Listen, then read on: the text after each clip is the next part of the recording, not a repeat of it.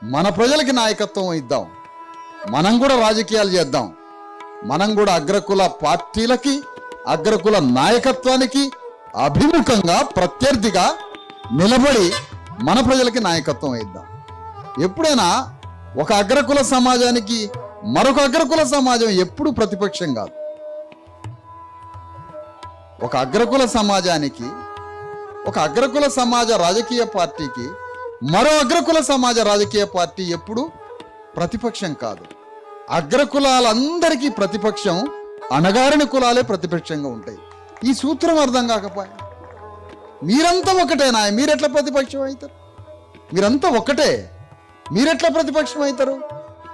తెలంగాణలో మీడియాలో ఉన్నా లేకపోయినా స్పష్టమైన ఆలోచన విధానంతో ఈ అగ్రకుల పార్టీలకు ప్రతిపక్షం డిఎస్పీ ఉద్యమే.